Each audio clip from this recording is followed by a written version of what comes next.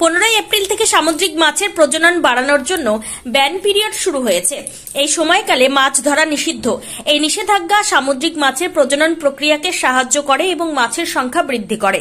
15 April থেকে 14 June পর্যন্ত মোট 61 দিনের ব্যান পিরিয়ড। ব্যান পিরিয়ড শুরু হওয়ার আগে কিছু মৎস্যজীবী এবং পরিবেশবিদ উদ্বিগ্ন ছিলেন, কারণ তারা বাজারে ছোট ইলিশ মাছ দেখতে পেয়েছিলেন। এই ছোট মাছগুলি মাছের প্রজনন প্রক্রিয়াকে ক্ষতিগ্রস্ত করতে পারে। 15 এপ্রিল থেকে শুরু হয়েছে ফিশিং ব্যান পিরিয়ড, আর সেই সময় প্রতি বছর নজরদারি এড়িয়ে মাছ ধরেন অনেক মৎস্যজীবী।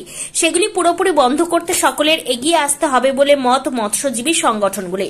পূর্ব মেদিনীপুর জেলার মৎস্য দপ্তরের তরফ থেকে মাইকিং করে ইতিমধ্যে জানানো হচ্ছে বিভিন্ন ল্যান্ডিং সেন্টারে দীঘা, মোহনা, তাজপুর, শঙ্করপুর, মন্দারমণি, শৌলা, জলধা, পেটুয়া প্রত্যেকটি ল্যান্ডিং সেন্টারে চলছে মৎস্য দপ্তরের তরফ থেকে বাড়তি নজরদারি ও মাইকিং।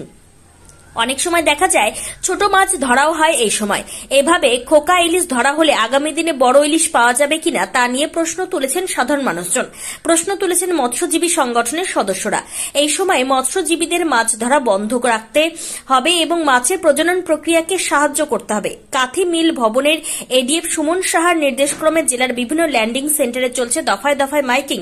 প্রচারে রয়েছেন মৎস্য দপ্তরের হিলসা ডাটা কালেক্টরের কর্মীরা।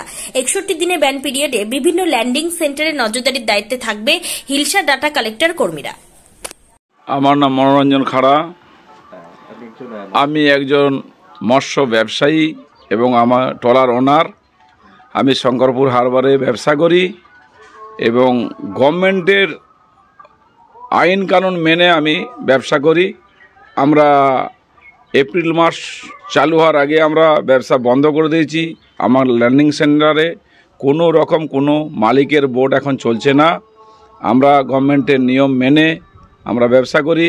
গভর্নমেন্টকে এই বিষয়ে আমরা আরও শক্ত হওয়ার জন্য অনুরোধ করি। আমাদের এই ক্ষুদ্র বক্তব্য। আর 15 এপ্রিল থেকে যে ব্যান পিরিয়ড শুরু হয়েছে এটা পালন করছে? আমরা পালন করছি। আমরা এপ্রিলের প্রথম থেকেই বন্ধ করে দিয়েছি। আপনার নাম? আমার নাম মনোরঞ্জন খাড়া। মা